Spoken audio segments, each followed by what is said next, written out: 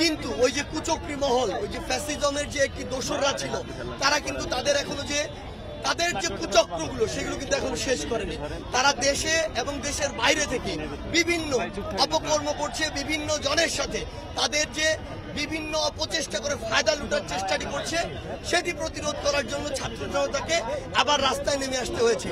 আমরা চাই না যে আমরা রাস্তায় নামার মাধ্যমে আমাদের একজন ভাই বোনের চলার বিন্দুমাত্র কোনো অসুবিধা হোক, কিন্তু যখন দেশ একটি সংকটে পড়ে যায় তখন আমাদের কষ্ট করে হলেও এই রাস্তায় নামতে হয়। কারণ যদি দেশ দিন শেষে ক্ষতিগ্রস্ত হয় তাহলে আমাদের সবাই আমরা ক্ষতিগ্রস্ত হব। সেই জায়গা থেকে আজকে ছাত্র জনতা আবার আমরা রাস্তায় নেমে এসেছি এবং আমরা শুনছি বিভিন্ন মহল থেকে যে আজকের এই 15ই আগস্টকে কেন্দ্র করে ওই আওয়ামী লীগ, ছাত্রলীগ, যুবলীগ থেকে শুরু করে স্বৈরাচারের যারা দোসর ছিল তারা আবার একটি পাল্টা গণঅভ্যুত্থান ঘটানোর চেষ্টা করছে। আমরা আমাদের জায়গা থেকে হুঁশিয়ার করে দিতে চাই, ছাত্র জনতা 5 আগস্ট যে গণঅভ্যুত্থানের মাধ্যমে ওই ফ্যাসিস্ট সরকারের পতন ঘটিয়েছে, তারা যদি আবার বিন্দুমাত্র চেষ্টা করে এই দেশে একটি পাল্টা গণঅভ্যুত্থান ঘটানোর জন্য, তাহলে তাদের আর কোনো অস্তিত্ব থাকবে না। যেই অস্তিত্ব নিয়ে আজকে থেকে 100 বছর পরে হলো তারা এই বাংলাদেশে এসে দাঁড়াতে পারবে। এই জন্য তাদেরকে ছাত্র জনতার পক্ষ থেকে আমরা হুঁশিয়ার এবং সাবধান করে দিতে চাই, এই দেশ নিয়ে আর কোনো ছেলে খেলা করার চেষ্টা করবেন না। এই দেশটা ছাত্র জনতা মিলে একসাথে যেদিকে যাওয়া প্রয়োজন সেদিকে নিয়ে যাওয়ার জন্য যা করা প্রয়োজন আমরা তাই করব।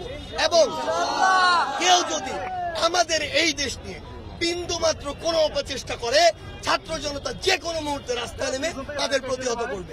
থামেরা তো দাগ হয় কিভাবে? এই যে ভাবি, দাগও যাবে রাগও যাবে, নিন চাকা সুপার হোয়াইট। এই রেজিস্ট্যান্স উইক দিয়েছি এই জায়গা থেকে যে বিভিন্ন মহল থেকে আমাদের কাছে খবর আসছে যে এই সপ্তাহে তারা একটি অভ্যুত্থানের বিপরীতে তাদের কিছু দোসর, কিছু শয়তান যারা এই দেশের ভালো চায় না, তাদেরকে নিয়ে এই সপ্তাহে তারা একটি পাল্টা গণঅভ্যুত্থান ঘটাতে চায়। সেই জায়গা থেকে আমাদের রেজিস্ট্যান্স উইকটি দেয়া, তারা যদি তাদের জায়গা থেকে এরকম কোনো নোংরা পরিকল্পনা করে সেগুলোকে রুখে দেওয়ার জন্য আমরা ছাত্র জনতা এই রেজিস্ট্যান্স উইকটি দিয়েছি। আর আমাদের যে দাবিগুলো রয়েছে, আমরা বিশ্বাস করি সেখানে যে সরকার রয়েছে সেটি হচ্ছে ছাত্র জনতার সরকার। আমরা তাদেরকে প্রশ্ন করব, আমরা তাদেরকে চাপে রাখবো, কিন্তু আমরা এটাও বিশ্বাস করি যে তাদেরও সদিচ্ছাটুকু রয়েছে যে তারা আমাদের দাবিগুলো দ্রুততম সময়ের মধ্যে মেনে নিবে। আমরা আমাদের জায়গা থেকে যেগুলো জানিয়েছি, যাদের বিরুদ্ধে অভিযোগ জানিয়েছি, আমরা দেখছি ইতিমধ্যে সেই শয়তানরা যারা বিগত 16 বছর ধরে এই দেশটিকে শোষণ করেছে, লুটেপুটে খেয়েছে, অর্থ পাচার করছে, দুর্নীতি করেছে, ক্ষমতার অপব্যবহার করছে, তাদের নামে আমরা যে অভিযোগগুলো দিয়েছি, মামলাগুলো দিয়েছি, তাদের ইতিমধ্যে গ্রেফতার করা শুরু হয়েছে। আমাদের এই সরকারের উপর আস্থা আছে, আমরা বিশ্বাস করি তারা এটি করবে, এই অন্তর্বর্তীকালীন সরকার। কিন্তু যদি তাদের মধ্যে কোনো দীর্ঘসূত্রিতা আমরা দেখি, আমরা বলে দিচ্ছি তাদেরকে যেমন আমরা ওই গতিতে বসাতে পারি, তাদেরকে আমরা নামাতেও পারি। আমরা তাদেরকে সাবধান করে দিতে যাচ্ছি, আমরা জানি কোন কাজটি করতে কতটুকু সময় লাগে, ততটুকু সময়ের মধ্যে ওই কাজটি অবশ্যই হতে হবে, না হলে ছাত্র জনতা এই শাহবাগের মঞ্চ থেকে পুরো বাংলাদেশে আবার তাদের বিরুদ্ধেও কথা বলবে।